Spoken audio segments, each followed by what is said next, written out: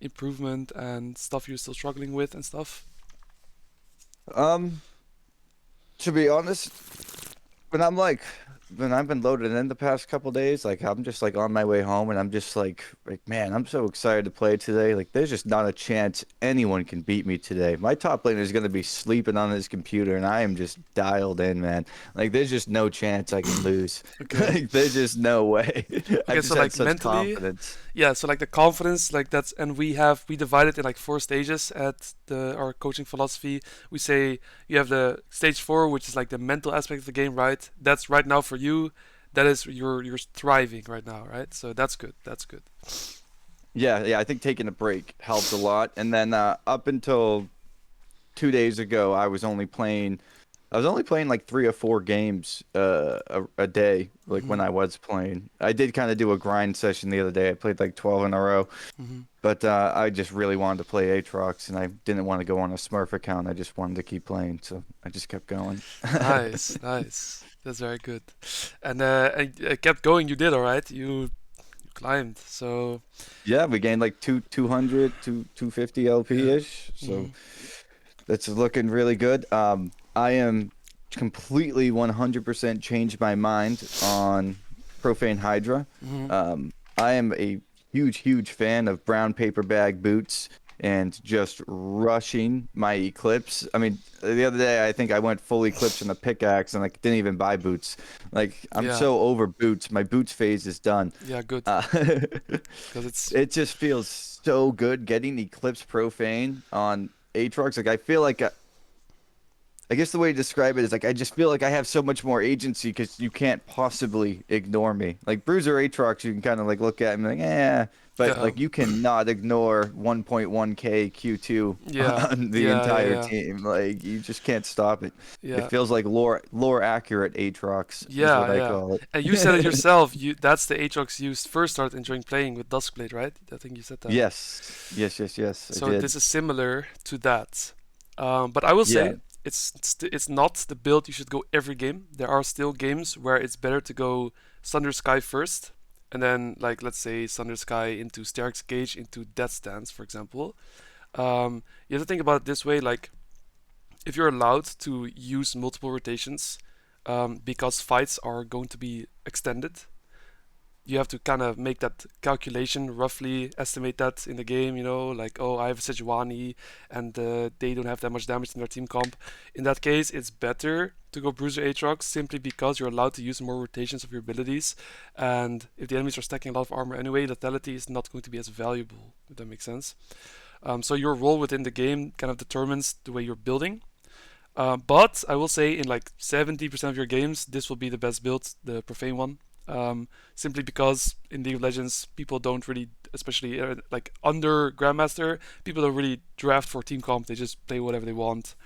And tanks are not that meta right now, I would say, unless you're playing like support, right? A support role. But yeah, I think the Profane build's very good.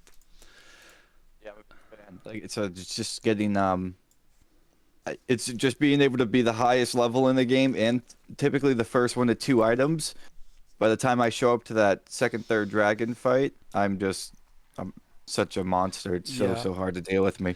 yeah. I wish I would have uploaded my first game I played after our session because I thought that was a great game. I forgot about it. Mm-hmm. Basically, I griefed my lane, Mm-hmm. but I just kept going for push and move, Mm-hmm. and enemy Jax was just constantly 2 steps behind me, and I ended up coming back and winning the game just by pushing and moving. So I've been implementing a lot of that. Um, Let me pull up my Nice. op.gg. I feel like most of my losses um have been pretty obvious losses. I had a bit of losers queue the other day. We're Yeah, drafting full AD with kind of freaking Yumi bot lane. happens. A couple of random games, but outside of that, I want to say of these losses, I feel like only maybe 3 of them were my fault. I fell for a trap against Cal with lethal tempo, Mm-hmm. and she killed me on a bounce, and I entered that game. Okay. And I also absolutely entered to a Xin Zhao with Halo Blades Ignite top. Okay. Um, Yeah. but I didn't upload those because I didn't like those aren't really things I feel as if I'm gonna run into very often. So Good, yeah, good. That's very good mentality to have. It's um, those games are like if you look at the grand scheme of things and you want to like improve, you have to improve at the things that happen most often, right? The situations you run in most often. So yeah, like reviewing why you died to Zinzao with Hail of Blades, and now you know, right? If you run to kill, if she has leave tempo, you don't win as hard. So now you can adjust next time, right? yeah, that guy was just he was really good at Kale, and I honestly just honored him at the end of the game and moved on. I was like, well played, bro. Yeah, honestly, that's the right thing to do. Um, Could I grab a water real yeah, quick? go ahead, take your time. Okay, 1 second.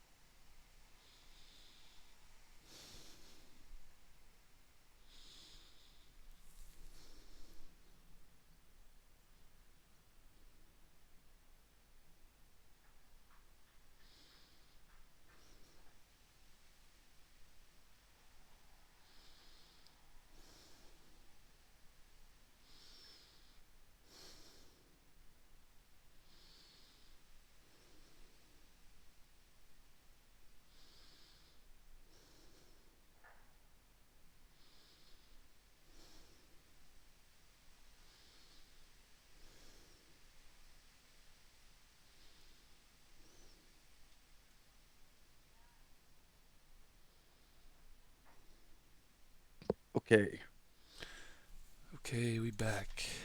we back. We back. I got this nice cup with my dog on it. See that? Oh, nice, custom made.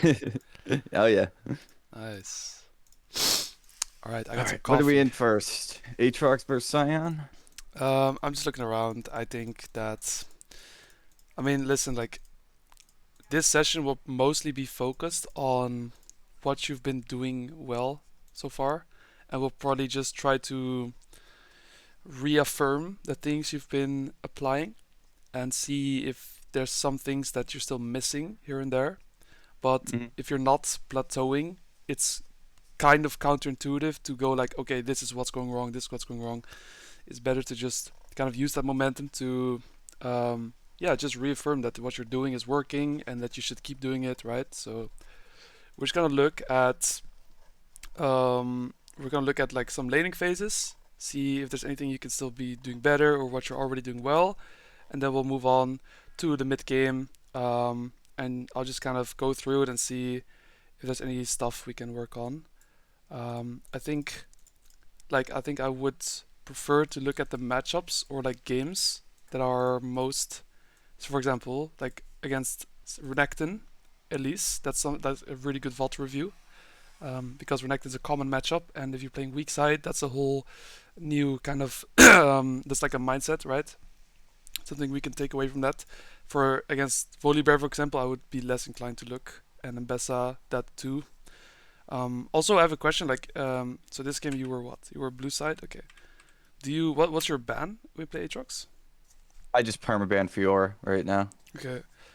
The way I see it is, I think Ambessa is a very bad matchup. You should go Grasp. Did you go Grasp this matchup? Oh, Yes, you did. yeah. Very good. I find in Bessa, at least these and Bessas, I mean, I'm sure they're better in higher elo. Hmm. Um, as long as I have grass, it seems pretty easy. I've played a good amount of Mbessa, so I Hmm. know her kit pretty intuitively, pretty well. I know her cooldowns, Okay. and they love just wasting their cooldowns in front of my face. And it's almost like the Renekton angle of let him and her use all of her CDs, and then just chase him down, run him down, and kill them. Yeah. Yeah, okay. Okay, if you don't have any struggles with the Mbessa matchup, then don't worry about it. Because I was about to say, like, me, I ban Mbessa if I'm red side, because then if they blind pick Mbessa, I'd rather not pick Aatrox into it. And if I'm blue side, I ban Fiora because I don't want to get counterpicked by Fiora, kinda. Yeah, the way you have to play the game into Fiora, Hmm. it's just nothing I want to deal with. Yeah. Okay. Okay. So let's review this one first. The Aatrox Sion matchup. Now, when it comes to level one covering for your team, people rarely invade topside these days, and against Sion, alongside with champions like Gangplank, right? Champions that really want to have early bush control because they have the threat of like their barrels or Sion Q. It's really important that you start in the bush in lane so that you deny him that control, right? You don't want him to get control of the bush because there's a world where, like, if this is an experienced Sion player, he can unironically get priority in this matchup since Aatrox's cooldowns are so high early and Sion's cooldowns are quite low. So make sure next time you just like when you spawn, just instantly run to the top 2 bush. The logic there is if you both run to the top 2 bush instantly, you'll meet each other at the same time, and then you can push him out, right? So if you're even like a couple seconds late and he's instantly there, then you're not gonna be able to face check him as easily. So that's like the kind of logic you want to use.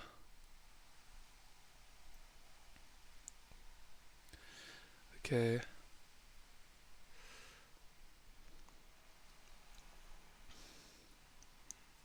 Okay, so far decent. Okay, next wave's coming. Okay, so your Rengar's pathing bot to top, sorry, and enemy jungler's also pathing to top. So like, what's your mindset now? It comes with the wave. I think I wanted to go for a 2 or 3 wave crash and then just poke under tower. If I can get a 2 wave crash, obviously I can be safe and it sets up the Rengar because it's going to give me the biggest bounce back towards the tower. Hmm. Um, Okay. and I'm down to fight early. So, Yeah. Okay. The mindset I would suggest you try to pick up is if you know both junglers are pathing towards top, you're going to be in the 2v2 scenario. I think we discussed it in our first session. mhm. The 2v2, right? Meaning that your jungler needs your priority for Scuttle Crab, right? If you Mm. think you win the 2v2, then getting a freeze and then playing the 2v2 on that freeze is completely fine as well. Um, but yeah, just having that, like constantly pushing the wave into Sion and like wave 3 and 4 pushing it into him so that you have priority for that Scuttle is a good game plan. Um, Here, if we talk about like, so if we go into the details, right, and we try to view our potential as like an orange, and a good player will squeeze all the juice out of it, it will be completely dry, and a less experienced player, they will leave some of the juice in there, right? Here, I can be nitpicky and say it's fine, but I would say that having an extended trade here, and if you play it perfectly, that will make your lane a lot easier because any unit of damage on this Scion is valuable, right, in the winning matchup. So the point I'm trying to make is here you need to be leading with movement. What we talked about, right? Instead of opening up with Q, like if he's in a bush, just lead with movement. Just walk like this towards him, open up with autos. You don't even need to level E. You can literally walk at him, level your W, right? Last second. You can open up with autos. You have 6 conk stacks after 3 autos. And then after he's out of auto range, that's when you Q W, Q Q auto. He's going to be half HP, right? Gonna have to probably flash. Yeah. Well, maybe it doesn't flash, but still. So here, I would love to see you walk up and just hold your Q. You don't have to flip the Q. And a lot of players will try to sidestep it. What happens when they're sidestepping? Well, they're not gaining distance because they're focused on walking back and forth. And then you're gonna just auto them, right? Mm. So the intention here is fine, like walking up, but then the execution should be better, right? You just need to be don't tunnel too much on like leveling your E and getting like one trade, right? Get your W. So yeah. Okay, so now you see Mastery, so now you know that he's pathing towards bot, right? You know he did red Krogs Raptors. So you're going to be playing ultra strong side here. So right now the mindset should be crash this wave, let the wave push back to you, freeze, kill Sion, right? You set up the kill angle that way. Okay, very good. Okay. Yeah, just focus on the wave. Don't care too much about the trades. Very nice. Okay. Okay, and now we I adapt walked into the because bush there. Yeah, uh, I could have went for a loop-de-loop. yeah, my eyes right now are focused on like where my jungler is going. He's invading, it seems, and we saw him actually going towards bot side, right? He didn't go towards your top side, so you're not playing weak side. You're playing isolation right now. Um, so okay, you're playing isolation, so therefore it's best to you can do the loop, yes, but it's also fine to just let the wave meet in the middle, right? Like this, perfect. Let the wave meet in the middle.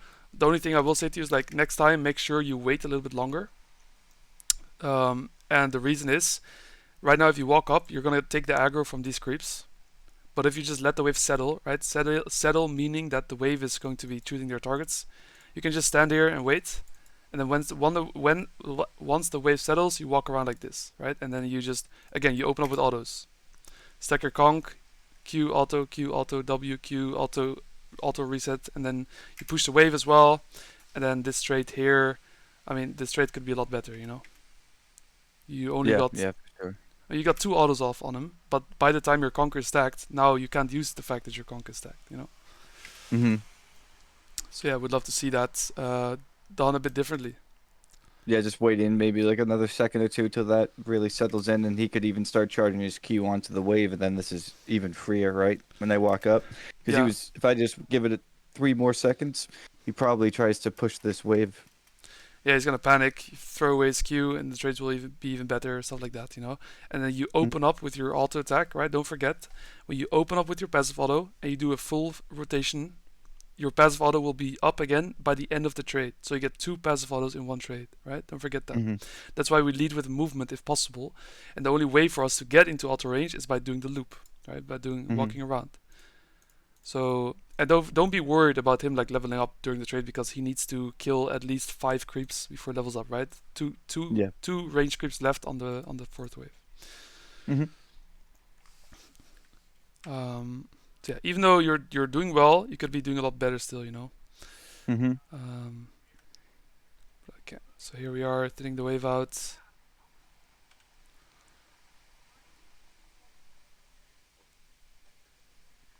Okay. So the problem with this trade, it kind of goes hand in hand with what I said previously, right? Like, you have to E forward in order to hit your Q1. The simple fact that that is the only way to hit your Q already means that the trade's bad. The fact that Yeah, you have to do that.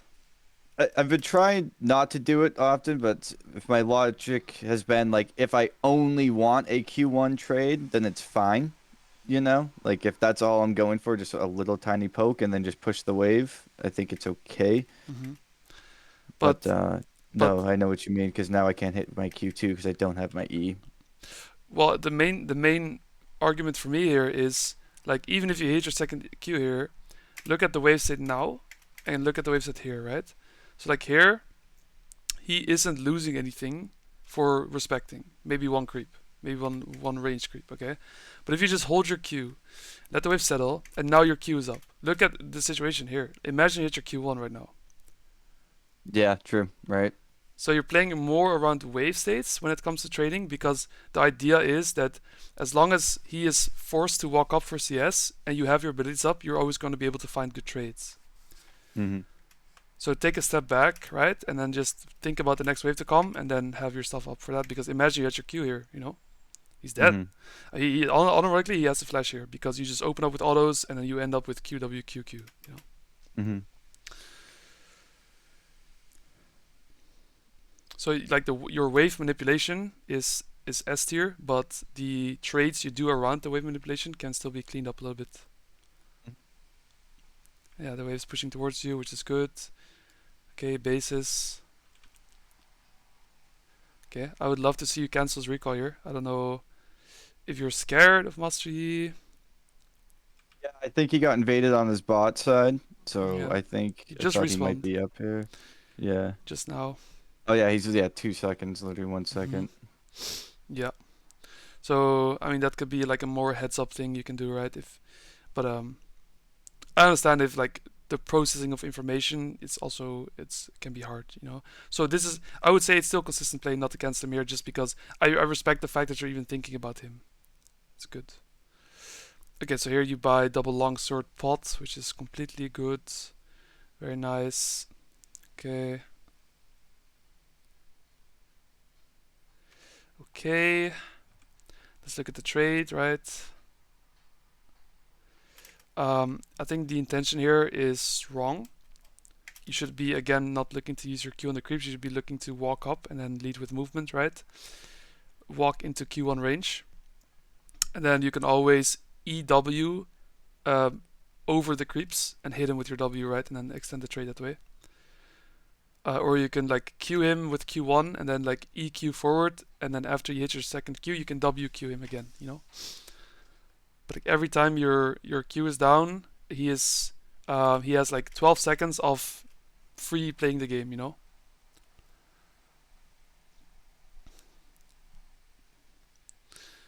Okay. This is very good. Leading with movement, opening with auto attacks. There we go. We'd love to see this. We love to see this stuff. And then you have your conk stacked, and now you can do your combo. And I mean, that was perfect. See what I mean? This is what you should have been doing the entire time.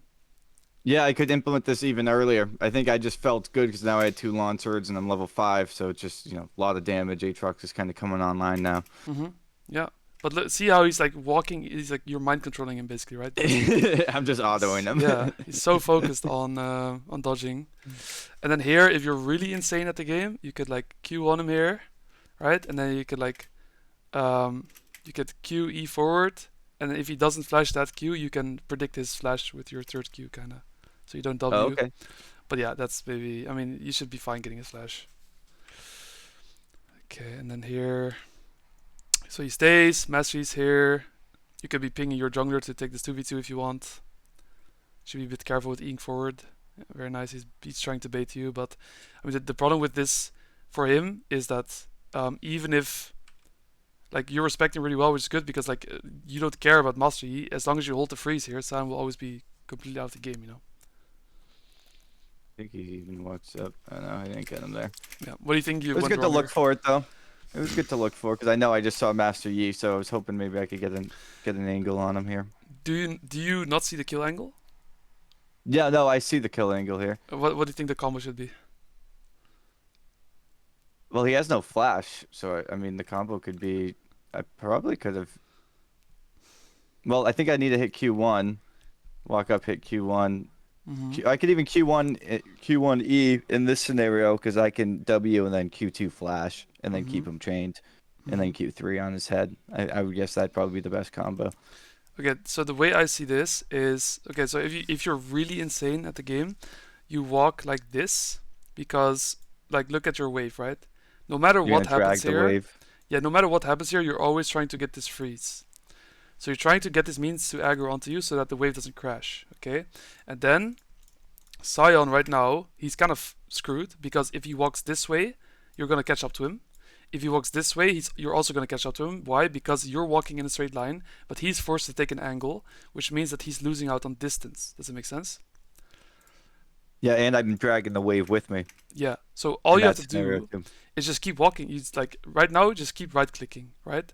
And he has to make a choice. He has to go either here or here. And when he makes that choice, now he has to walk. He has to hug the wall, and he can't go right. He can only go left or forward. So it's a lot easier for you to hit your stuff. So all you have to do here is just keep walking. That's all you have to do. You just walk forward, right? You don't use your QE, and then if he gains too much distance, what can you do? You can Q flash, right? You can Q1 flash W and then do your full combo, right? You probably know the combo at that point, but you simply just Q1 flash. Well, I mean, I'll show you kind of what I mean. I have this memorized in one of my games. I played against. Timo, one of these kills. Yeah, so like here, for example, right? The combo you do is you Q1 flash, you instantly W, QE2 forward, and then this kind of the combo you do when you I mean he has no flash and I do, right? So I know no matter what, as long as I hit my Q1, the W is always going to be guaranteed. If your W hits, your Q2 is always going to be guaranteed, and then it's always going to be a kill, right? Yeah, that was beautiful. Put a smile on my face watching that. Yeah. So, but it's not hard to execute. It's more like hard to recognize that this is an angle, right? But Um, yeah, I mean, it takes some practice, of course, as well, but this is something you can do in this situation, for example. Hmm. But yeah, anyway, like the wave is still in a fine spot. I would not try to freeze it here. The wave is too thin right now to be able to freeze it.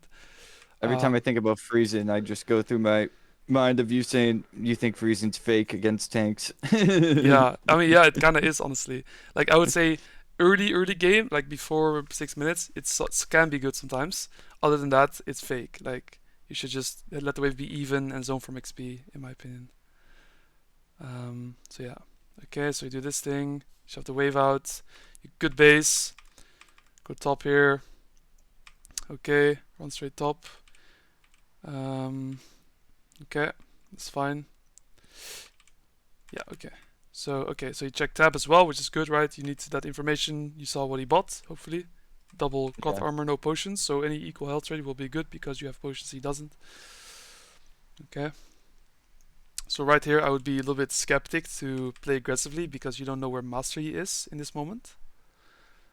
So like eing forward, I would be careful with eing forward right here. If mastery is close to the river, there's a world where you can get ganked, right? So, and your ward's on a 12-second cooldown. Ion presses R right in front of my face after I E forward, and I'm just stunned up, right? Yeah, that's kind of the point. And even if you live the gank, if he deals enough damage to you, you have to drop the wave because they can dive you, right? Mm-hmm. That's also what you Definitely. think about. Think about. Okay, so here. Alright, don't forget Scion's Q. The edges are like Aatrox Q. If you didn't know that. Yeah, massive. The edges of the Q are more like they're a bit farther away. Right, and then here, I mean, I don't have to tell you what went wrong here, right? I E forward.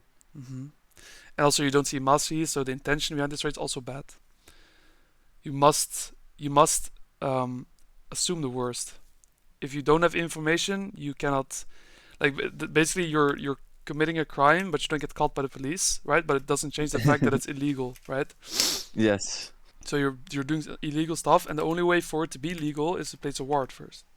Then it's legal. Yes, and my word's coming up in 2 seconds. Yeah, exactly. Yeah, but the trade, I mean, here as well, right? You have a freeze, so there is a timer for you to all in him. The approach to this would be to simply just press R, right? And you're using your ult movement speed to get into melee range. Because as you know, you want to lead with movement, right? You want to get into Q1 range somehow. If he's equally fast or faster than you, what's a good solution? Simply just ulting to get into range, you know? I think what I was thinking at this time is I was considering just all in him right here, but I know Mm-hmm. he has R, Mm-hmm. and I know he doesn't have flash, but I think there was a world in which I could just take his ult. Yeah, trading ults. Yeah, just take his ult and then still have flash advantage and push him off of the wave because he doesn't Yeah, have teleport to get back to the wave either way. So if he doesn't have ult, he doesn't have a way to get back. yeah. And then the only thing you're worried about is the jungler and making sure that you don't lose the freeze. You don't necessarily want the freeze, but if you drop the if you let your wave die here, the enemy wave will crash under your turret and you'll lose the wave, right? That's Hmm. kind of what you're scared about. But in this instance, your wave is healthy enough to be able to do that. And also, you're gonna like fear the enemy minions, right? Which makes them kill your wave a lot slower as well. So yeah, you still have some stuff to clear up, right? Sometimes you still lead with EQ rather than with movement, which is well, you can just work on that still, you know. Um, and here you do lead with movement. You see mastery bot. This is a beautiful moment to just go for the all in here.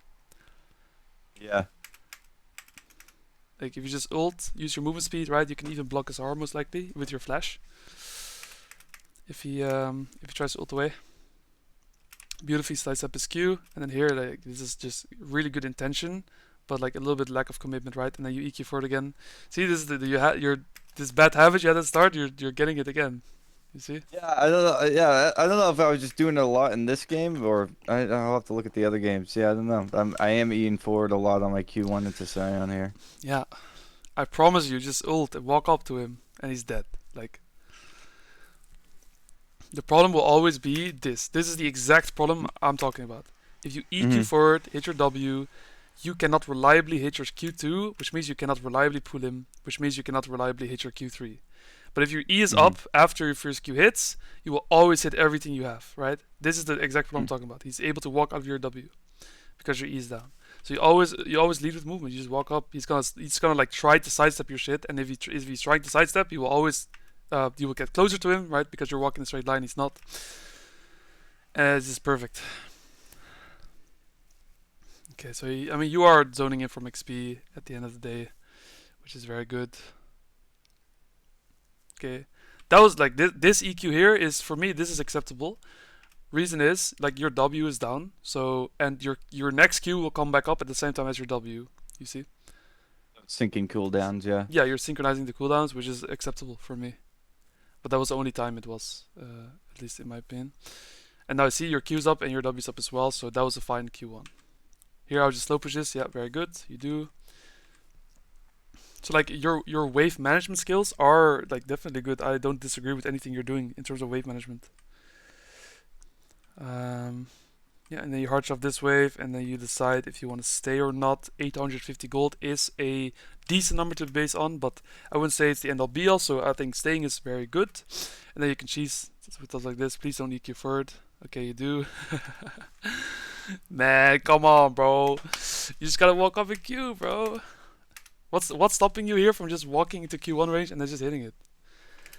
I don't know. It's just an E1 day. I don't know. I think this was deep into like 10 games into a session, Mm. and my brain was just a little autopilot-y. Yeah, I see.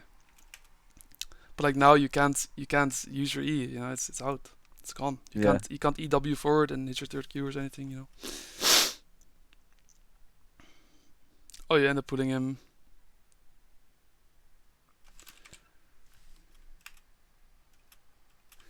It's a bad habit you have as well. I'm not sure if you were able to spot it. But you click on him way too much. Like after your auto goes off here, you keep right clicking onto him, right? And then your character stands still instead of clicking forward. Yeah, I need to be clicking and then autoing, clicking then autoing. Yeah. This was a you don't do this often, but maybe this was a one-off case. Okay, and then mastery's here. You're fine. Yeah, you're fine. Okay. Alright, and then we shove the wave, and then we base, and then we walk back. I like that you don't TP back, because at this stage of the game, you need your TP for your team. And you only lost one melee creep for not TPing, so that's all good. Okay, so you ward before playing aggressively. I love that you have that habit now, very good. Very nice. Okay, so there's 3 people there, it's 3v4, because Sion's moving too. So you gotta respect a little bit. Yeah, very nice. Okay, and you're just impacting the map. Very nice, very nice. Okay, so this game, reviewing mid game is, I mean, I think you had a really good mid game this game, no? Yeah, it seems like it's fine. Did you end up losing this game? No. Is there anything do you think there's any value in reviewing the mid game this game, or would you like to move on to the laning phases? What do you think? I think I played this mid game pretty good. There was some sort of Baron situation where the team all entered, but I know I had 1k gold and I just let them all die, which I thought was the right thing to do. And I prioritized Master Yi. This game got pretty close to being losable because when we lost this Baron, I think Rengar jumps in, gives him 1k. He's pinging me to try to get me to go with him, and if we both gave Master Yi 1k, it would have been totally cooked. Yeah, it does seem like that with this game. But we were able to get on in the fights later and, yeah, win the game. Okay. Cyan was never really a threat to me, ever. I could have definitely, after we just reviewed lane phase, I could have had more opportunities to be further ahead and Yeah, killing definitely. him. Yeah. Yeah, I think this is when everyone grieves right here. And then we lose Baron. Okay, so Thresh almost dies.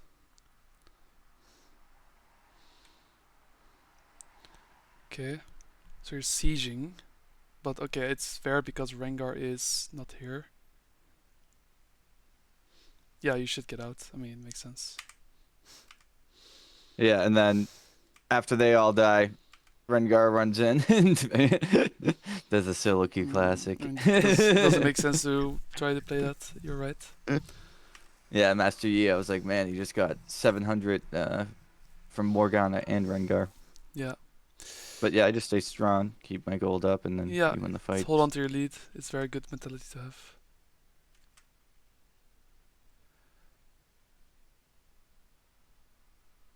Ah, Oof. okay. I mean, the problem with this is that Rengar's not here yet, and I should just be giving this too, just like I gave Baron.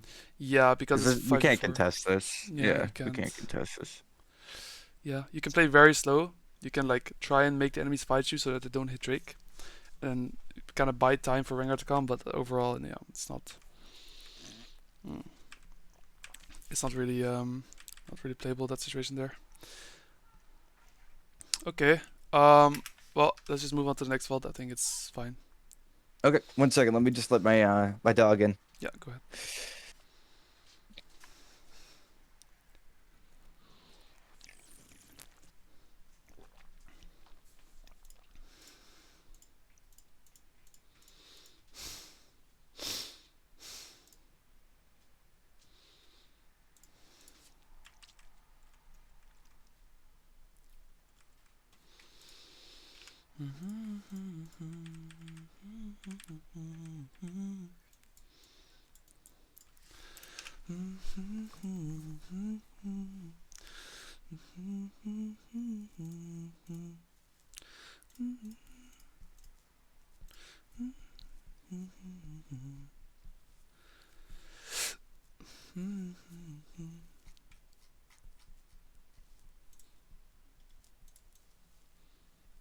Miami.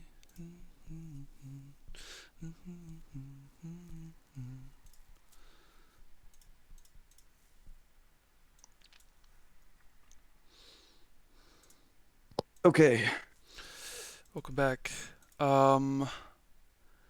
I did a Renekton matchup a couple days ago, and the setup I did this game was, in my opinion, the best one for this matchup because it's hard for you to get your conk stacks because the idea in this matchup is that like the trading patterns go against what Conquer wants in a sense, if that makes sense.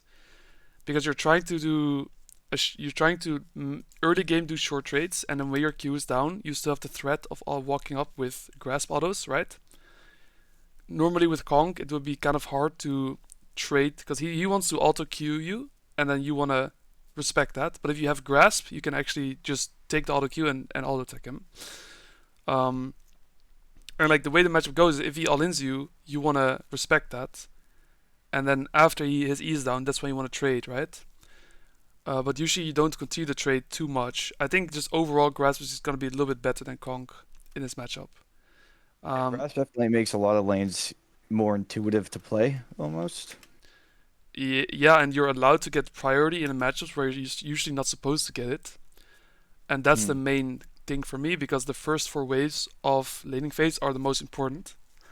Um, so if you're able to get priority despite not being supposed to have it, then you're gonna be golden, right? So, like here, for example, like the way I trade, and I took D-Blade as well because I'm just looking to play super aggressively. I just walk up, auto Q, right, and I stack my grasp on the creeps. Make sure I use my second Q as well because I want to hit his wave more than he hits my wave in order to get level 2 first. Then I'm also not afraid to just walk up, Q him. Make sure you don't auto Q because if you auto Q, it's gonna be harder to hit your Q, right? Because he can during the auto he can walk away and then you don't hit the sweet spot. Always open up with Q and then auto afterwards in the early game. Um, and then look, now my Q is down, but I have a grasp threat. I have a passive auto threat, and since I hit his wave so much, I get priority in this matchup. So I didn't see your matchup yet, but I'm just trying to kind of make this visual example of like what I think the best way is to play this matchup. Playing super aggressively and just kind of using that grasp power, right? And then just constantly spamming your Qs and all this with grasp. Here, for example, use level timer as well. A good movement by him. Um, Another grasp auto, and then pop my potion. And like, see how much he's hitting the wave. He's trying to really contest. Like he does not want me to get prio. He's doing everything in his power to try and make the wave push into me. But look, I'm already winning so hard the wave damage, right? Like the collective mean health bar. And as you can see, good trades, and then my Q's down. But since I've grasped, look, like normally with Kong, this auto right here would not be that powerful. I wouldn't be healing off of it. He wouldn't be taking more damage off of it. I would have to respect a lot here. But since I've grasped, I can like again my grasp is up. I can now threaten. Like I'm a threat whenever my Q's down, which is crazy on Aatrox. Um, so yeah, I'm a firm believer that this is a good setup in this matchup. Um, and then I end up killing him as well early game because I don't even follow the usual rule where you let him trade first. I think I am the one who actually ends up trading first here. Yeah, I do. But he levels up during the trade. This is usually the problem, right? Where they level up.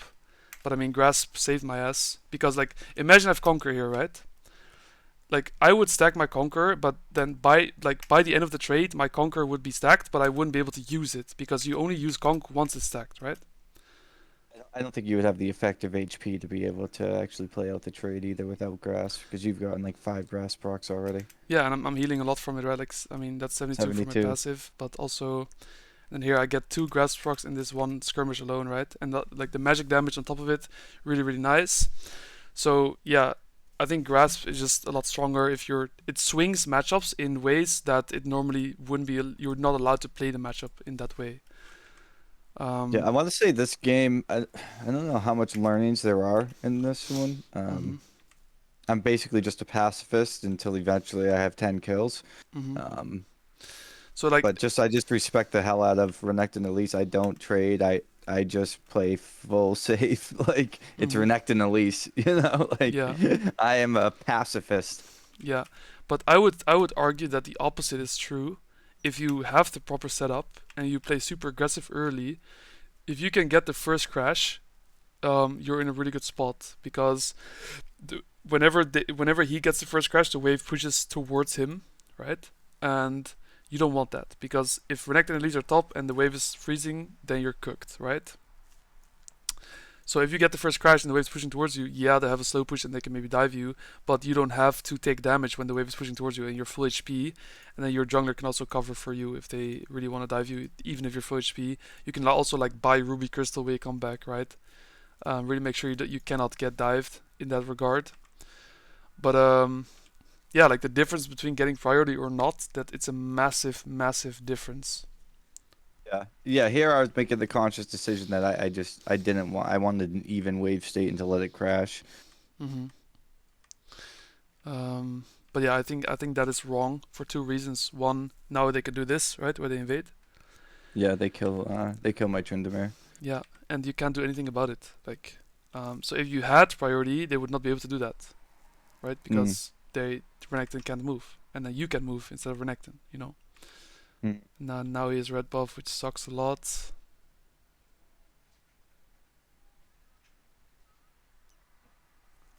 Okay. And then you take trades, and then the wave.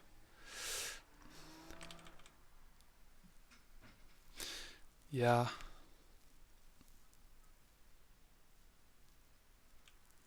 This is a good moment to like realize. Okay, so at least it's bot side, right?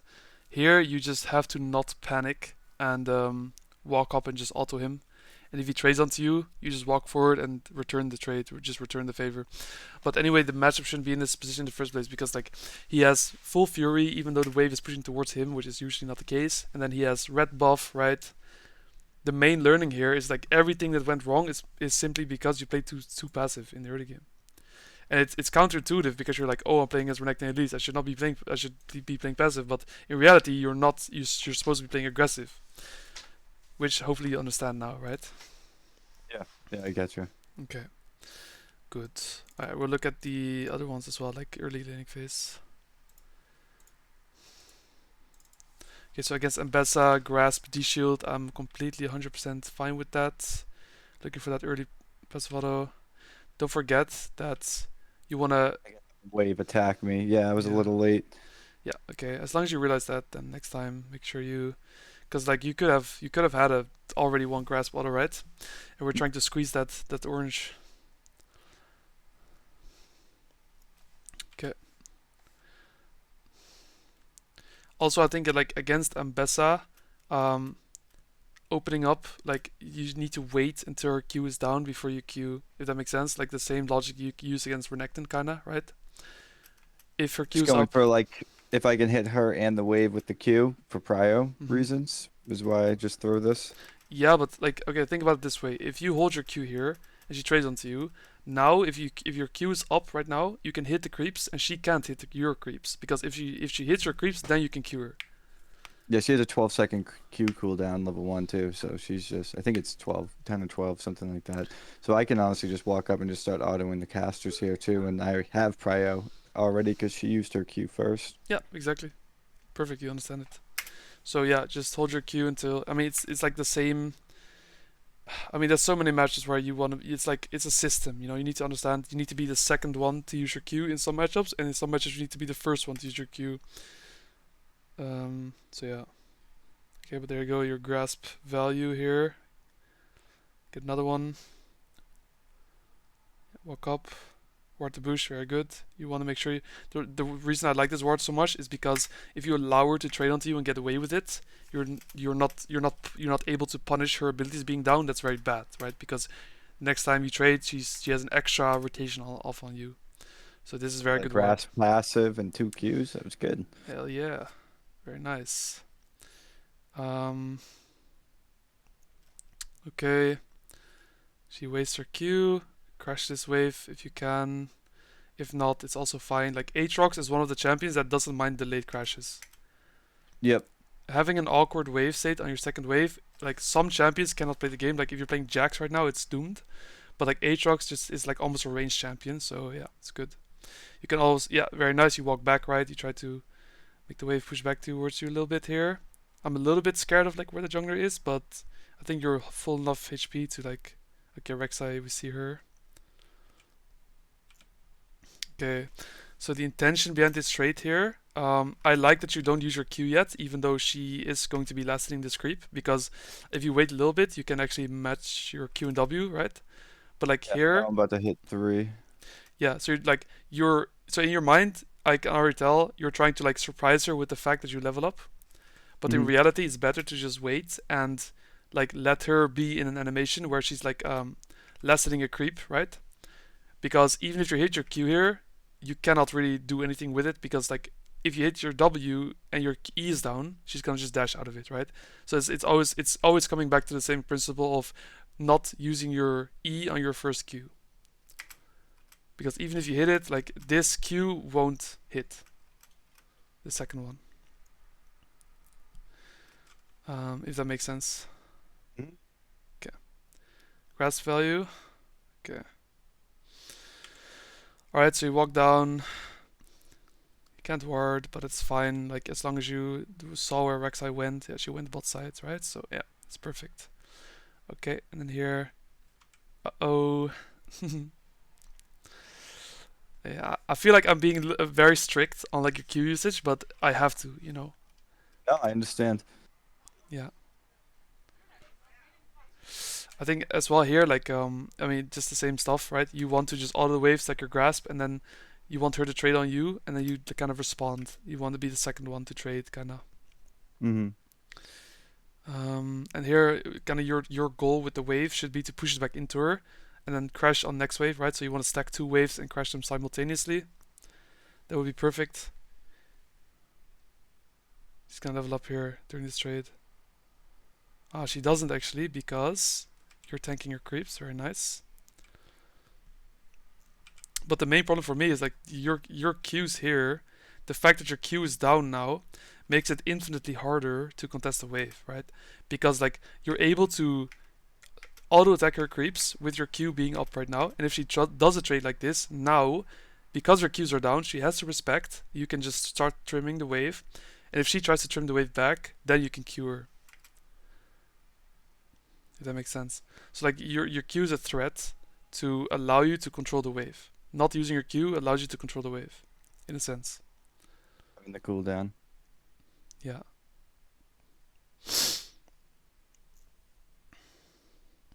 Okay, good intention. Now I need to respect your Q's on cooldown, her Q's coming back up, or all her abilities rather. Mm-hmm. You could look for a kill here. If she, yeah, she fucks up here, she's dead. Yeah. Oi. I think intention-wise, it should be to just alter They just her. auto. Yeah, yeah, Yeah. just auto, right? Yeah. Just alter her. I mean, like the intention here, I like your intention here by like fishing for it. Because if she does this, she's just gonna die, right? And this is very good, but then you just alter her. And then if she still gets her W off, you can just Q and then predict her flash, right? Because the same thing as, I think we talked about this earlier, but like if she doesn't flash and you predict her flash here, she's still stuck between you and her tower, right? Like she can't go anywhere and her abilities are down. Mm. Right, so flashing is always a correct play because even if she doesn't flash, she's still stuck and she's still dead. Okay. That makes sense, right? Mhm. Yeah, okay. Alright, so you catch the wave and then you base, which is good, and then you TP back with glowing mode longsword. Wow, very greedy, very greedy. I would I say. don't, I don't think I even meant to buy the glowing mode. I think Oh, it's I bugged. wanted to buy a cloth armor was I think my thought process, but I think I just quickly bought it by accident and I was like, whatever, we'll ride with it. I mean, look, you right click on the longsword and you buy a glowing mode instead. It's That's a bug. right, they scammed us. Yeah, legit. Um, Also, don't forget, like you should be TPing, and then you have 6 seconds, or like yeah, if 5 or 6 seconds to buy something while you're TPing animation, right? Like during your TP animation, and it's just more efficient because now you TP. Yeah, okay. I mean, you see, like the problem is you're TPing with full health, but you're regenerating while you're TPing, right? So in theory, you can TP now, and you can buy during your teleport, right? It's just a little bit more efficient. You will lose a lot less. Yeah, I think I went to go click TP at first too, and I had target champs only on or something, and I Oh, didn't TP, and I had to disable it. okay.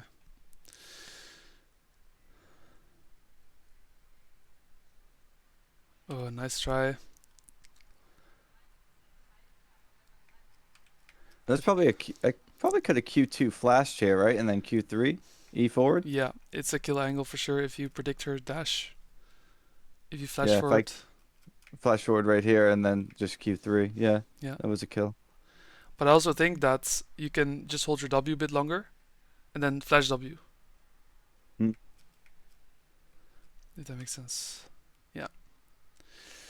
Yeah. Still good. He's chunked. He just used TP. Yeah, you gotta just harch off this wave and you do that, which is good. Take the plate, very good. Take the backline creeps. I wouldn't base here. Okay. Okay, good trade. Oh. Yeah, you have to keep trading. Oh. Okay, Rexa comes in, I assume you die. A lot of healing though. Oh my days. Oof. You Okay. get lucky. It's like a classic case of jungle tracking. I mean, it's like here, like if these melee creeps live, it doesn't really matter too much, right? The wave will push towards you either way. There's no need to take a risk of dying to the mid jungler. Um, yeah, I mean, there's not much else for me to say than that. Like you have your ward, you're supposed to just ward, and then you can play aggressively afterwards. Hmm. And you're supposed to die here, but you live because grasp and your movement. Ooh, slick. Wow, you actually stay as well, and you just predict that she bases, and that's very, very good, very good. It's a hard prediction to make that she's gonna base here. It's very risky. Like He she could could. be in the bush, right, sitting with Yeah. R, and then just hit R on me the second I lock myself in the Q animation. Yeah, 100%. Rexa could also just be coming back as well, but I think it's a calculated risk. I like it. Also, the way you cue the wave is a little bit suboptimal, I would say. Always just like kill the backline first, and then focus the front line after. Yeah, the melee's after. Yeah. Okay, but you end up crushing the wave. Get your pickaxe. You come back. Okay. Trades are actually like, I mean, this matchup, I played it with Kong a couple days ago because I forgot to change runes and it was unplayable. With Grasp, it looks to be good, it like actually looks to be playable. I played so I played versus Mbessa 3 times the other day, Mm-hmm. and one time I accidentally took Conk because I was AFK and just Mm-hmm. didn't do my Same. runes before the game, and it was really unplayable. Like Yeah, really, really, really hard to play against her. Versus the grass matchup, it felt super, super easy. yeah, A lot more playable. yeah, yeah. Good, very good. I don't Um, have to eat forward here too. This is just Q1, yeah, Q1W, Q2.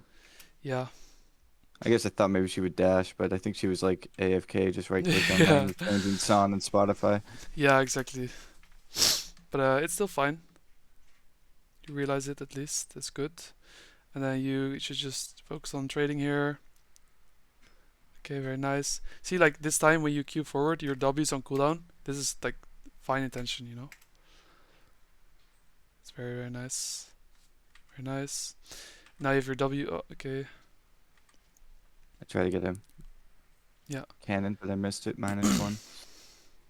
This is very greedy.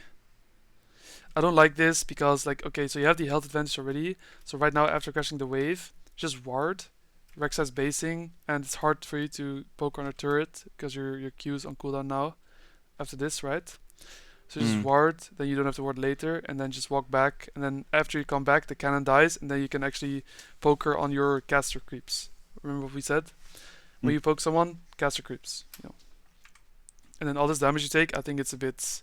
Yeah, I mean, I think it's a bit greedy. Don't Yeah, need I to be think I doing was that. like, oh, can I demolish this tower? And then I was like, oh, wait a second. Whoops. Yeah. Oh, very nice. Okay, got a flash. Oh, she tries to ult away. This I guy. don't know. I don't know what he's doing. Oh my lord.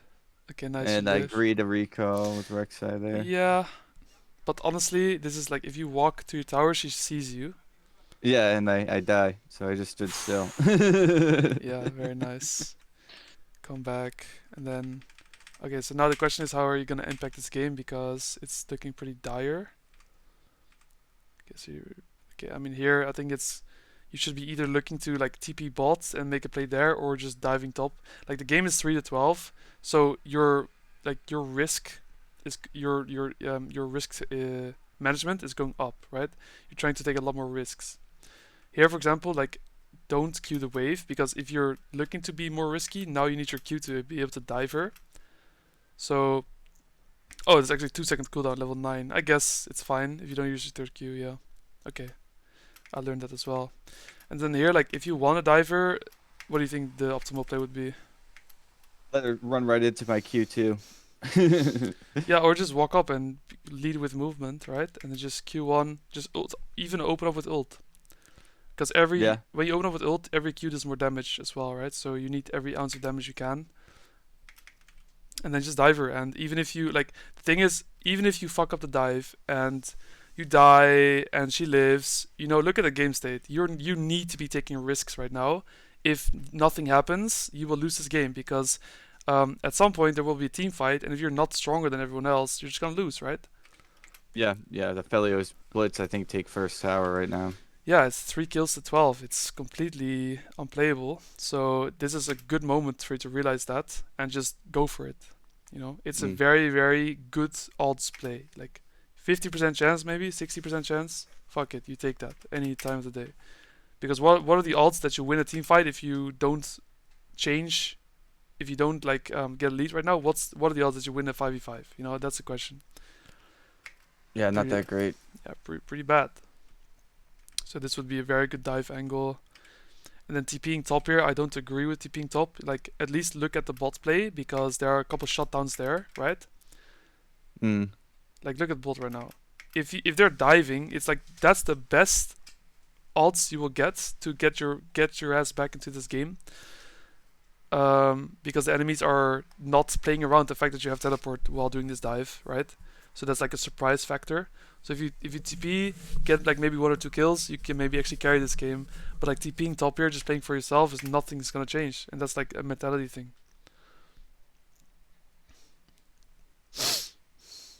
Yeah, you So probably kill her. greedy. Yeah.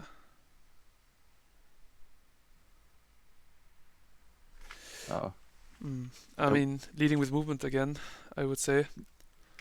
I think the main problem here is like you still have the movement speed from your ult, just walk into Q1 range again, you know? Mm. Just auto. Yeah, I think it's hard to auto her, but you can still like she's gonna keep dashing a little bit, but you can still like walk into Q1 range and then just E forward on your second Q and stuff. Mm. It's like the main theme of this session already. End up killing her, and yeah, you get some stuff here, but like I would rather get like 2 or 3 kills on that bot dive than like do this play. And it's not even a guarantee that when you TP top here, right? Initially, you don't even know if that she's gonna do this. When you TP'd, you didn't even know it, and she could also just back off right now and live if she wants. So yeah, you gotta keep working on that. Okay, now how are you gonna like impact this game? You kill her again, you base.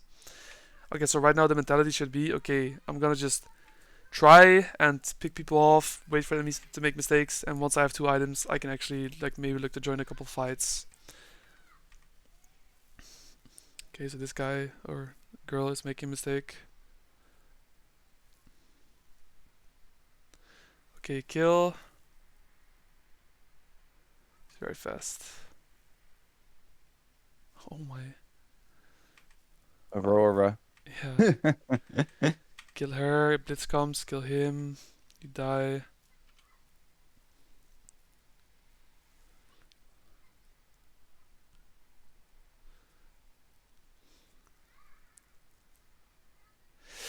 I mean, something you could do is like, I mean, this maybe is very greedy to do, but E into the alcove and then you just like instantly teleport to like top lane. And teleport takes, I think it's 3 seconds to cast, if I'm not wrong. So if you can deceive her for 3 seconds here, then you might live. If you like right now, so like right now you don't E away like this. You hold your E, you walk into the second bush, and then you E instant TP top. To the behind this little wall there. Yeah, and maybe live. I don't know, but like living here would be insanely good, and then like pushing out top lane, and then basing. The good news is I have my second item. Yeah, now you're really really strong. Okay. Kill the Rexayo. Okay, nice. Take tower. This guy's trolling. She lives. Okay, I mean macro wise you're kind of around the area you need to be constantly. You should be pushing mid here. Okay, you do. And then you need to be really careful here. Okay, push mid again, base, get tabbies. Tabbies are good this game. They have three champions who auto attack a lot. When you come on the base, okay, so Atakan spawning, your team's on top side, your guy's already going bot. Going mid here is perfect because you can always pivot, right? We need to give ourselves options. So yeah, going mid here is really good macro, and then you just catch the wave maybe a little bit too high. You don't need to risk dying here. I just ulted away from the Blitzcrank. Yeah. I wanted the movement speed. I was afraid. Yeah, it's fine. Okay, so you're trading Atakan for mid tower. The only problem is your Nami kind of just trolls because she's supposed to go top with this Herald, but she's going mid. Okay, and then this is definitely like an overstay, right? I mean, the enemies just got Atakan. Like this is a like sieging this turret is bad. Also remember, like in the last VOD where your team was sieging tier 2 mid and then they all died and you ran away against like the Scion. You should be taking more responsibility. Like you need to tell your team what they're doing is bad, and you should be like pinging them back. If that makes sense. Yeah. Yeah, getting out of here. Yeah, like you're doing it well on the Atakan, but like after this tower dies, what are the enemies gonna do realistically? They're gonna base and come to mid, or they're gonna like flank you. So you gotta make sure you ping your team out. This wave is just not contestable whatsoever. And this death could have been avoided. And honestly, I think this game is winnable if you don't have this silly death here. I'm not saying that you for sure lose, but it's definitely more outside of your hands than it would be. Your Rise is actually smurfing though. Yeah, Okay. he's getting gold. Yeah, a lot. He becomes my little side lane Kane and gets all the tier 2s. Nice. I mean, here too, I think that's like your camera control. You kind of, it feels like you're giving up on this play, but it's definitely playable. Like you have TP and you have good wards here. I would go as far as looking for, at least like looking at the situation, right? Because like right now, Rise and Smolder are fighting. like, do you need TP, yes or no? It ended up being fine, but still, like, it doesn't cost anything for you to put your camera there and see if you need TP. Okay, so you push and move. You kind of hover between mid and... Okay, very good. Hey, you did it there. Nice. Very good. And Bessa's OP. Yeah, her Qs just start doing a lot of percent health damage once she gets some levels in them. Just Yeah. kind of similar to Aatrox. Yeah, only just OP. And Aatrox is not. Nice, good kill. So here you can look to push and move if you want. Okay.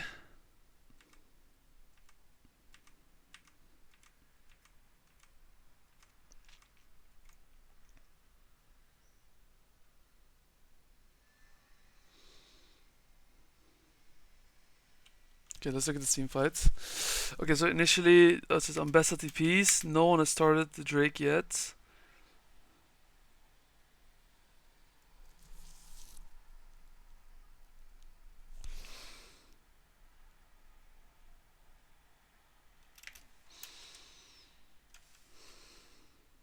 Yeah, just not conscious really that I remember after this I kind of forgot that Rek'Sai can dodge my Qs with his ult Yeah. because I could have pushed the Felios further there Yeah, I and think got my like second reset. yeah, I think it's hard to recognize though that you need to be going forward on Aphelios rather than going on Rek'Sai because you can just keep going forward here, you know. Hmm. Like anti flash, like the Aphelios is right in front of you, but your camera just doesn't see it. Yeah. A good habit to have is like after using flash on Aatrox, just like pressing space and recentering instantly your camera. Hmm. Just like how I don't know if you know this, but like when Aurelia one tricks, they play Aurelia. Usually, like after their first Q, they recenter the camera once, and then they recenter the camera like only like basically that's it, like only one time in a fight. Because when you play Aurelia, if you hold space, it's harder to click the means, if that makes sense, because the means are going all over the place, and you have to like constantly readjust your mouse. But if you let the camera just sit there, it's easier to click on the means because the camera never because your mouse and camera always move in sync with each other in a way, right? Does that make sense? So Never thought of that. so yeah, like after flashing, just pressing tab one time, recentering your camera, and then like right now you would have a lot more kind of vision of what's going on in the fight because like you're not using your peripheral vision for much right now. You see your smaller at least. I think you have a widescreen monitor, right? But Yeah, judging I by the do. looks of it, yeah, that's I have also an ultra wide. that's broken. Oh, dude, I can see everything. Yeah, except for like on the bottom right because like it seems like you have more. I mean, yeah, you just need to reset your camera. Like that's it. But it's a hard habit to build. Honestly, it's hard to build that habit for sure. But like pressing space right after flash queuing is always going to be very nice. Hmm. Because like right now, if you kill Felios with your third Q, then also Rek'Sai doesn't hit you. You know, and Yeah. Felios did quite a lot of damage before he died on you. Yeah, he like one taps me here. Alt, boom, auto, boom, auto. Yeah, and then you die. This Rise is completely broken though. Look at this guy. Yeah, he's a 1v9 machine, level 16. Yeah, legit. Look at him go, level 17. Go Rise. Nice. Took tower as well, bot. Yeah, he's just so fed. Okay, push. I Alright, just start to play with him and yeah, we just yeah, wipe. yeah, good. Okay, so like honestly, your macro was super good this game. And I think, I mean, we didn't see this game, right, macro, but like this game good. So I kind of want to keep it at this for now, and definitely like so since you're not plateauing or anything right now, keep doing what you're doing, but still have like in the back of your mind the learning objectives for the next couple games are gonna be to focus and review as well, right? After you play a game, not every single game, just like maybe 1 or 2 games a day, or maybe choose a day in the week where you do reviews, and then the other ones you just play casually. Don't stress too much about reviewing. It's gonna feel like a chore to play League of Legends, right? But just whenever you do review your queues, right? In laning phase, there's every single queue. Just go through it really quickly. Look at if you can be leading with movement a lot better, right? So your queue usage, lead with movement a lot better.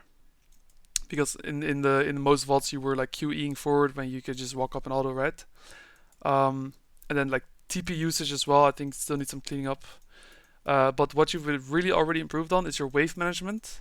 And as far as I could tell from that one game, your macro is a lot better as well. So don't focus too much on these things. Focus on this right now. And I think if you focus on this, you will keep climbing because you're going the right direction, honestly. Yeah, definitely. Okay, so I mean, if you want, we can still talk about if you have any questions or any matchup advice you need. If you want, like, look at one of my vaults and just ask some questions as well. I have a ton of vaults saved up, for example, against Yon, Singe, Cassante, Warwick. I can show you like how the 2-level lead thingy works. Why don't you show me that? Sure. Um, so like, I kind of I'm in the midst of developing a kind of new strategy in League. It sounds like I'm some kind of like I don't want to sound like some kind of like inventor or anything, but I'm actually pretty surprised with how far I'm going with this. Um, so like the general consensus for me is to get a 2-level lead instead of playing for your own economy, instead of playing for your own CS. And a good example I can give you is like on any champion where you have a lot of agency. Agency meaning that you just are stronger 1v1, right? So for So your example, Darius, your Olafs, your yeah, Rivens, etc. yeah. So the general idea is that you let the wave meet in the middle. And you remember how I talked about like walking on the side of the wave and just walking around the enemy to create this angle, right? Mm-hmm. So I took it a bit further and I just realized that as long as you're, first of all, being red side is a lot better. I don't know why, but the minions don't meet straight in the middle. They meet a little bit closer to red side. Like the center line of the wave is a little bit closer here. So you can see the gap between the wall and the minions is a lot smaller on red side than it is on blue side, right? This line is a lot longer. And Yeah. what you can do with this, if you're red side, not only do you have counter pick, but also you can dodge the mean aggro a lot easier because look, if I want all in this guy, I want to make sure these creeps don't attack me. Because if the creeps attack me, you know what's going to happen, right? Yeah, the wave's gonna push towards him. Yeah, exactly. So clicking down after attacking him to reset the mean aggro, and I can only click down because I have that space, because I'm red side. So after this trade, he is zoned from XP, right? And I'm not looking to farm. This is pretty normal for like the usual Darius game, right? This is Mm-hmm. pretty standard. You're just zoning from XP, and then this is a very important detail here. Like after, so your camera placement is really crucial because you need to understand that these creeps will target you after these targets die because they're looking for the proximity closest targets to hit after the targets die, right? So you need to have the good camera placement, walk forward when these creeps die so they don't attack you. So I'm walking forward, right? So here, boom, walk forward. This creep's about to die, walk forward, right? Make sure they don't attack you. And then when the next wave comes, you walk away, you walk around it after the wave settles, and then you just zone from XP again, right? And then this is like the general consensus. You just constantly zone from XP, and instead of having the wave freeze, because freezing is fake, you're trying to make the wave even as much as possible, okay? So I come back to lane, and how do I make this wave even? Well, this is something you can do in Aatrox as well. Instead of slow pushing the creeps on the turret here, like slowly collecting them, the problem with collecting these creeps very slowly is your creeps are gonna stop, right? And if they stop, it's gonna slow push towards him instead of being even in the middle. Mm-hmm. So if you let the wave not stop by just killing his wave, this is gonna happen. It's gonna meet in the middle, and then what can we do? We can walk around the wave and just zone it from XP again. So in this case, he's not here, but it's fine because he was mid and he just lost a lot of XP. I already have like a 2-level lead, right? But here you can see how can I make the wave meet in the middle again instead of like, because a lot of people would here, they would drag the wave and they would let it slow push towards them and try to freeze. It takes so long for waves to become freezes. It takes an ages. Like you need to like respect 2 waves long. You cannot trade during that 2 waves, and then yeah, finally it freezes, and then they just like proxy, and then your freeze is gone, right? So like here, something you can do is if you just nuke the wave, like you crash on wave 2, for example, and you just nuke the 3rd wave, you just kill it ASAP. The 4th wave will meet in the middle because since you killed the wave so fast, it's not gonna stop. his wave is not going to stop under his turret for even a second, and then the wave will be in the middle again. And this is the general gameplay you have. You just literally do this thing where you're constantly walking around the wave, you're constantly zoning from XP, and I mean, yeah, it's just like it's like a really really potent strategy. And so this is something you can do on Darius, but also on Aatrox. So if I'm playing a matchup like Teemo, right? The wave is in the middle right now, and even though it's like pushing towards him technically because he has one creep more than me, you can still walk around the wave and do the same thing. Like you can zone it from XP, right? And the reason it works so well is because he is forced to make a bad decision. Either he drops XP or he trades on you.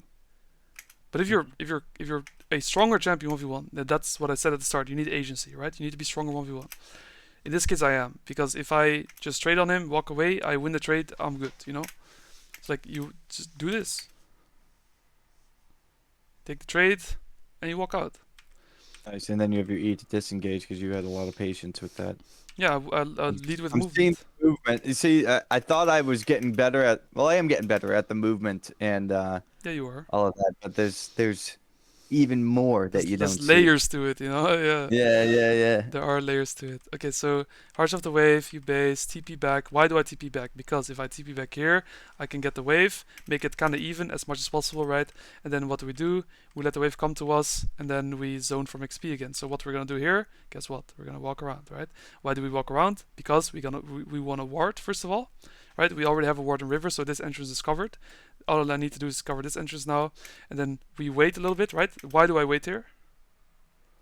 Because you're letting the waves settle. Because those three range are about to walk up on those three range. Yeah, you need to make sure they don't attack you, right? So then you let the wave settle, boom. And then here I know the wave is pushing towards him, but still I can still zone from XP. Look at those caster creeps right there. He's gonna lose the XP from those, and I'm getting the XP. Okay, so here I'm just fishing for the trades. At some point I crash the wave, and then guess what? The reason also like I stand in the edge of the bush very far back is because if he ends up warding this bush, I'm gonna take the aggro, right? So the general concept is not that hard to understand, but like the details when it comes to like dodging mean aggro, right? Dodging the creep aggro is crucial for the strategy. So here you are, and then look at the use your peripheral vision, right? This creep here is about to get nuked, so he wants it. So when he goes for it, we walk up. Why is this angle so good? Because in order for him to escape, he needs to take this path, but we're taking diagonal path, and therefore we walk into him. If he walks away right now straight, I am still going to get that trade because he walks into the wall, right? So we lead with movement, we open up with QW, we do this thing, and even if we don't kill him here, does it matter? It doesn't, because he's going to be forced to take a bad decision here anyway after that trade. Either he stays with 1 HP or he bases and loses everything.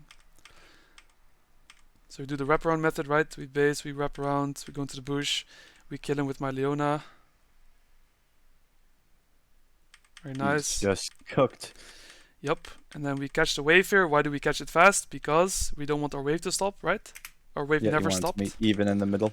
Exactly, and then what do? We zone from XP, right? And this is like the Aatrox is really good at this because you're not forced to commit to fights whenever you're doing the zoning, because your champion is essentially a ranged champion, right? So Aatrox is really good at doing this for that reason. Now here I just fuck up because my Q's on cooldown, because I focus so much on farming. But yeah, like look at this, man. Like I mean, this is the 2-level lead method. You have a 2-level lead. Now all you need to do is keep onto your lead, and then the game will be basically 5v4 because the enemy top laner is useless, yet you are not. And I'm 62 CS at 9 minutes, which of course I dropped a lot of CS, but I'd rather drop some CS and get a 2-level lead than be completely be even with him in a sense. And at some point, well, yeah, XP is worth like what 400 gold a level, something like that, right? 300, 400 gold or something. Yeah, something like, I mean, even more every level it increases, Yeah. So yeah, that's it. Anyway, I mean, we can round it off now.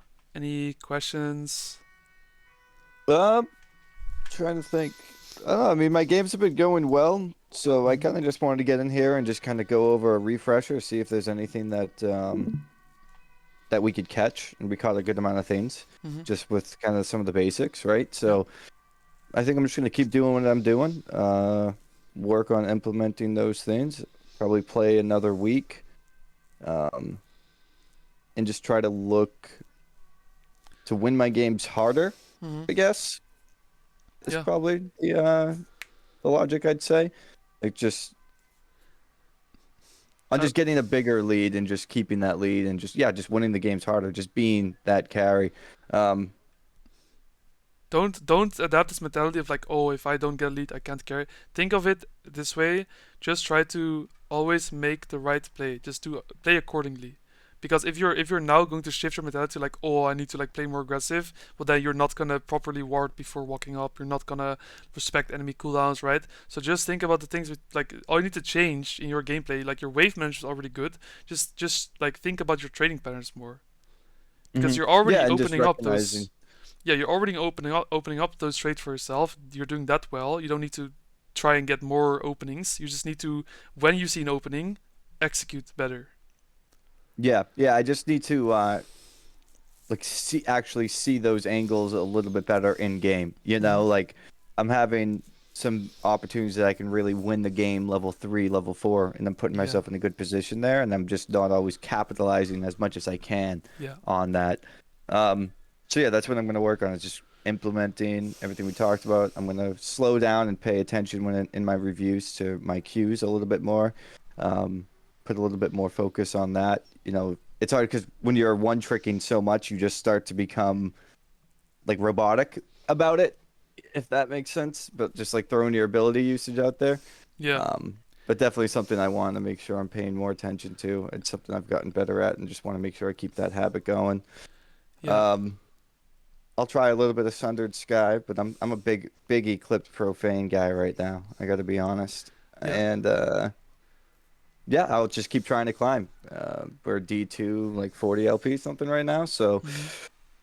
try to keep playing and work on closing out on Masters in the next 2 weeks. I think is Yeah. a good goal It to have. is. It is. Yeah. Nice. Um. Okay, and just I think you're going the really like really the right direction. Keep going, and you will get masters if you keep going like this. And yeah, don't like the point of the session was not to change the way you play too much. Like since you're doing well, don't fall into the trap of like getting a whole mental switch.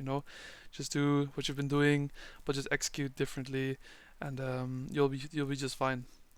Yeah, no, that probably was. Is I think it's just because I've been thinking so much about like mid game and like macro and where I've been at, which I'm happy that's gotten better because my games feel more intuitive because it feels like I'm playing a fighter game, not Hmm. like I'm playing fucking Lone Survivor. Yeah. Um, so I think maybe a part of that is just kind of uh, overwhelmed my mental stack and kind of I forgot a couple basic things, right? So just Yeah. re-implementing those and making sure I'm it's because it's not just about implementing it. It's just like I said, there's just so many layers. Like Yeah. there'll be times where you have the VOD paused and you're seeing something that I just simply don't see. I just Hmm. don't have the intuition to see what you see in that moment because you're a Hmm. challenger player. I'm not. Hmm. Yeah. But it's great and it's reassuring though to know that those moments are there and I can capitalize on them. I just have to see them and then execute well. Yeah. So it's fun as usual. Yeah. Okay. Good. As long as you're enjoying the process too, that's also important. Oh, I'm feeling great. Like I said, man, I'm loading on the Rift. No one can beat me. It's just not gonna happen. Good. Very good. Very good. Very good. All right.